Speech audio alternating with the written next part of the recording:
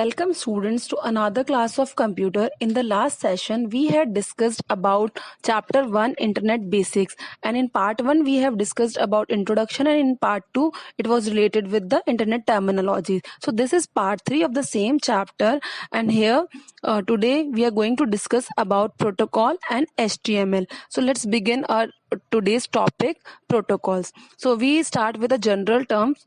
What is protocol? As we all know that in a word people speak different types of languages like French, German, Spanish, Chinese, Japanese, English, Hindi, etc. So we would never been able to communicate worldwide if there were no standards governing the way we communicate, and there will be a condition of chaos if we will not if we will communicate with the different types of languages. So we need a standard to avoid such conditions. So these standards are nothing but set of rules which are followed by everyone. So because of that thing, English is a international language, and all the countries they have to follow this English as a standard language. So same thing happens with the machines also for processing data. So different type of machine, there should be some standard, and that standard is known as the protocol, which determines how the data should be transferred over the network, compressed, presented on the screen, and so on. So these set of rules are called protocols. So protocols are nothing but set of rules that are specific rules which determine the how the data should be transferred over the network, compressed, presented on the screen. Okay, so the basic need for protocol is to standardize the process and ways of communication over a computer network. Most commonly used protocols are examples given here: HTTP/HTTPS, that is hypertext transfer protocol, and hypertext transfer protocol secure. This protocol is used for in the interaction with the applications. Whenever we are typing URL, this protocol will work, and it sends other things from one device, client device, to the server. Next protocol is TCPIP, that is Transmission Control Protocol, and IP stands for Internet Protocol. This protocol helps in communication, and it is the basis of the internet. And next protocol is SMTP and POP. SMTP stands for Simple Mail Transfer Protocol, and POP stands for Post Office Protocol. These two protocols are used in emails. Okay, next topic is we will discuss about the TCP/IP in detail. TCP/IP protocol. TCP stands for Transmission Control Protocol, and IP stands for IP protocol. It is a set of family of protocols defining conventions for communication between computers over the internet, and it is a basic communication protocol of the internet. Let's take an example to understand this TCP/IP. For example, if you have to send a gift from you to your friend, so what process you will do is, first you will take the gift, and then you will wrap the gift in a particular paper, and then you will write the sender address and the recipient address on the particular box, and then you will paste the post stamps, etc., and then deposit this box into the post office. So what we have done is the process where we are just packing the information. Same way we are packing the gift, so it is similar to the sending a information. So what we have sended is the information, you can consider like that. And at the post office, the postmaster will send that particular package to the corresponding address. Okay, so it will go to that particular next post office, and similarly it will transfer from one post office to another post office, and at the receiver side, that particular post office, it is again checked, and then it is sent to that particular local address, and the recipient will again do the same process of deassembling the particular gift. He will see that gift, and then he will unwrap the gift. Okay, so same example, just consider it for understanding this TCP/IP protocol. TCP/IP protocol is a two-layer program. The higher layer, TCP, manages the breakdown and assembling of the data, whereas the lower layer, IP layer, is responsible for the accurate delivery of the data over the internet. So what TCP is doing, it is just doing the packing thing. And what IP is doing, it is just providing that particular address. Okay, so how this TCP/IP work, we will see here working of TCP/IP. The information that we have sent through the internet is broken into packets. That is, we can't send the information in one go, so we divide it into small pieces that are known as packets, and then using a technique that is packet switching. Packet switching means packet transferring. It is a digital networking communication method which breaks the large data into suitable size blocks, and those blocks are known as packets. So what we do is we are just dividing the information into small packets or small pieces. Okay, so the IP is responsible for sending these packets to the right address by assigning them a sequence number. So after dividing the information into packets, then a sequence number is assigned to each packet, and that sequencing assignment is done by the IP protocol.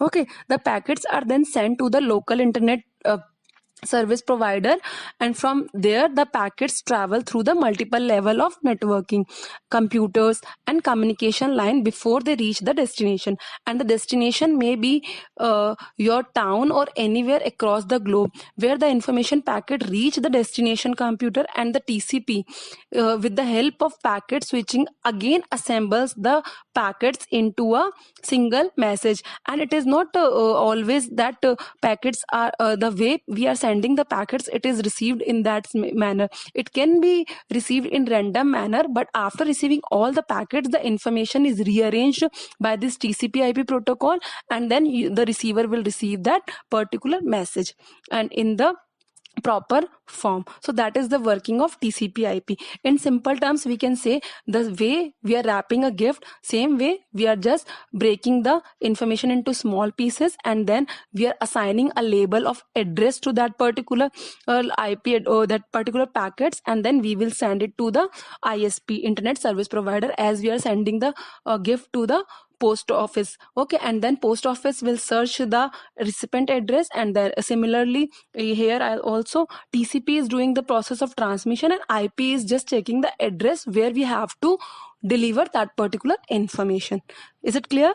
Okay, next topic is HTTP and HTTPS protocol. So HTTP stands for Hypertext Transfer Protocol. It is the set of rules for transferring hypertext documents on World Wide Web. अब hypertext may include text, graphic, image, sound, videos, etc.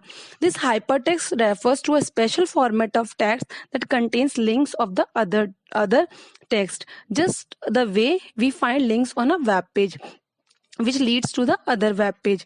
To create such pages, hypertext files are created, and these hypertext transfer protocol is an access method, or you can say a method to access web page used on internet. It is primarily access method for interacting with internet. The HTTP generally works on the combination with www, and this HTTP is the basic protocol that is used on World Wide Web.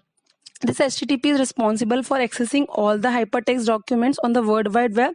Since World Wide Web is a system governing the use of multimedia files on the net, and hypertext files support multimedia, the HTTP generally works in combination of www. So always whenever we are typing an URL, you can see there that it should be like that: http://www dot for example w3schools.com. So the URL, complete URL, you will find the HTTP and the www also with the domain name. Okay, next is Hypertext Transfer Protocol Secure, that is HTTPS. It is an enhanced version of HTTP that works with SSL, that is Secure Socket Layer Certification, and this SSL take care of ensuring that the data goes securely over the internet. The main difference is about the security. In HTTP, the connection the connection link is unsecure, and in HTTPS the connection link is secure. And this HTTPS is generally used in bank's website or secure transaction, that you will find on the URL that HTTPS will be written, and you will find a padlock symbol. Generally it is used in banking websites or more secure websites Okay, so let's talk about this HTTPS more. That HTTPS protocol ensures the security of text or information being transferred over www. With the regular HTTPS protocol, the text and information being transferred flows from server to browser directly without any encryption. Encryption means coding, which means it can be easily stolen. You can understand encryption as this: the actual information is converted into some code. Code means secure code. Okay, code words using a specific type of technology that is called SSL, that is secure socket layer certificate. And this SSL, secure socket layer certificate, helps to create a secure and encrypted connection between the server and the browser. This ensures that the information is encryption and connection is safe, so that the hackers cannot steal your crucial information or sensitive information such as login ID or password or payments, etc. So this is all about HTTPS. Now we are taking an example that will explain you about the working and transactions that is take place with the help of HTTP. So see here, in the first step, for example, we open a connection to the Gmail server by typing the URL of Gmail. This URL actually sends an HTTP command to the web server, directing it to fetch and transmit the requested web page. In the second step, when we enter our credentials, that is login and username and password. Okay, when we click on login, request is sent on the server stating that the type of transaction and the data. The transaction type is login and the data requested is your email account. In the third stage, the server checks whether the username and passwords are entered correctly or not. If the credentials are correct, then the server sends the desired data, hence the current status is success. If the credentials do not match, the server redirects you to the home page with an error message. The current status of the transactions become failure. So this is the way HTTP and HTTPS works. Okay, now we will discuss the difference between HTTP and HTTPS. So differences are, first you can write that HTTP stands for Hypertext Transfer Protocol and HTTPS is Hypertext Transfer Protocol Secure. On second difference, you can write that it is the foundation. HTTP is the foundation of any data exchange on the web, and HTTPS is a variant of HTTP or enhanced form of HTTP. Third point is the information or data flows from a server to browser encrypted. Encrypted means without security, but in HTTPS protocol encrypts the information or data using transport layer security, TLS, and the certification is called SSL certificate. Okay, fourth point is HTTP allows access to hypertext file, where HTTPS is used to transfer confidential information over the internet. Example, financial information, login credentials, etc. Okay, or we can say that HTTP, it does not require any additional technology or data exchange transfer, whereas the HTTPS, it require additional SSL certificate for secure exchange of data information through secure connection.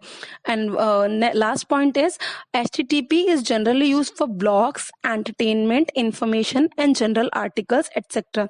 And HTTPS, it is used for exchanging information such as login details, bank details, payment details, etc. So this is all about HTTP versus HTTPS.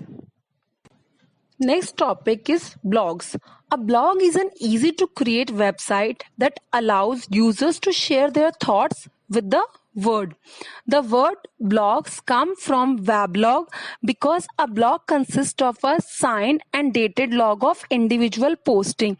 Log means the entries, or the you can say the history of the blogs is known as log. Okay, and posting means whatever we are writing, that is considered as post in blogs. Okay, the person who write blogs is known as blogger, and the way of writing and the process of writing blogs is known as blogging. So Blogging can be an interactive activities. Readers can add comments to a blogger's post. Other personal persons can respond, and a conversation ensures. Blogs can provide up to date news, technical information, political opinions, advice on investment, health tips, sports, and much more. Okay, so this blogs, the topic of the blog can be anything from personal to professional. So here you can find two symbols, or the popular websites, blogging websites are: first is WordPress with a symbol W, and second is bloggers.com, that is with the symbol of B. Okay, now we will discuss the types of blog. There are different types of blogs. First is personal blog. Personal blog, it is the most common popular way of blog. It is general or diary that is on the internet. Personal blog encompasses personal views on any chosen topic like health, politics, travel, technology, etc. Okay, next type of blog is company blog. Many companies run blogs to let their customer and client know what is going on in the companies that would interest clients or customers, such as new products coming up and progress being made on the some projects. So that types of blogs comes under the category of company blogs. Okay, next type of blog is non-profit blog. These non-profit blogs is a category incorporates the non-profit organizations, that is NGOs, which use blogging to create awareness and raise money for their causes. So we can say that for a fight against COVID-19, we can create a non-profit blog also. Okay, next is political blog. A political blog is the active members of these categories are mainly political parties or members of parliament who use blogging to remain connected with other constitutional parties. Okay, and next type of blog is news and view blog. This type of blog is normally used by the generalist to post factual stories and views about the latest events. Okay, and news and television companies such as BBC have many professional journalists who post stories and views about the latest event. Visitors can add their own opinion as well. So this is about news and views blogs. And next blogging type is microblog or microblogging, you can say. This is another category of blogs that comprises of short entries or updates about the routine task of an individual or a company. This type of blogs are known as microblogs. Okay, they are written in short message form, and it is mainly used to keep friends, colleagues, and customers updated as the entire entries becomes a running commentary about one's life and interests. Twitter is the best example of microblogging. These microblogs are the same as the blogs, but they are written in a short form, and 280 characters is the length of the characters that can be used in Twitter, and the individual post in this microblogging is known as tweets at the time. Okay, so this is about microblogs. Next topic is advantages of blogging. So here you can see the many advantages of blogging. So first advantage is it enables you to pen down your thoughts on anything that interests you. There is no time constraint in blogging. You can do blogging from anywhere. You just need a internet connection and the content with yourself. No office setup is required for blogging, and you are your own boss. Okay, next point is it is easy to set up, as one does not require technical knowledge. It is a quick to add and update new post. People can write comments on your blog which can prove to be motivational for you also, and which can improve your writing and reading skills also. And it provides a collaborating learning environment and helps learners develop social skills about group consensus and compromises. Students are being encouraged to become authors and improve their writing and reading skill with the help of blogs. Next topic is disadvantages of blogging. Recognition of your talent can be slow process, and initially the traffic can be quite low for your blog, so your approach should be optimistic. That means you have to keep patience in you for recognition of your talent. Okay, while writing you need to be thoughtful and unbiased, otherwise it may have negative impact on the readers also. Okay, next point is people can sometimes prove to be rude in their comments, which may disappoint you. So don't bother about that. Whatever you are writing, you have to keep patience and you have to be confident with your content. You need to be very active and disciplined as a blogger so that people do not lose interest. And blogs, especially personal blogs, are not considered to be reliable. Okay, so next topic is news group. News group is a discussion platform about particular subject. It consists of notes written on a central network site and redistributed through Usenet. Usenet is a network, a worldwide network of news groups, discussion groups. It is a platform where people can exchange information on any topic. Okay, and news group is an online discussion forum where remotely connected users share and discuss a particular topic. The subscribers or the users can exchange text messages, images, videos, and other digital media content. Next is people from different occasions post article here which all the other subscribers of the news group can read, respond to it. The collection of these messages and responses on one topic or question from a thread which is displayed in chronological order by date of posting. Chronological order means in alphabetical order. The news reader's software is used to read and post these messages. The news reader is a program that runs on your computer and connects you to the news server on the internet. Next is some popular example of news groups are www.reddit.com, www.giganews.com, www.fastusenet.com, and many more examples are there. So you can see these examples. Other examples you can find that alt.tennis, alt.astrology, comp.language.c++, etc. So these are the few names of news group. So how you can use a news group? For that you have to follow these steps that are given here.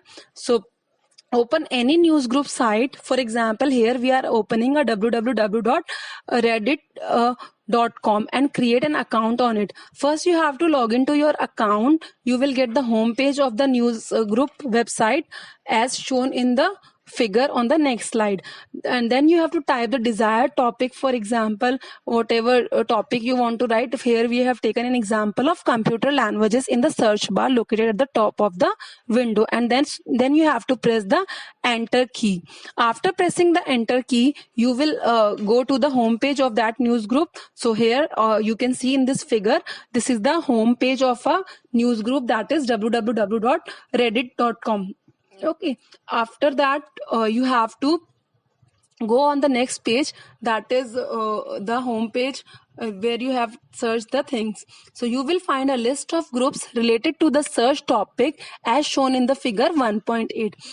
Browse the list and select the desired group, and then blue colors buttons you will find on the screen. So these blue color buttons are the button of join. So you can press any join button in the group which you are interested according to the search topic. Okay, next step is after completing the join process, you become a member of this group.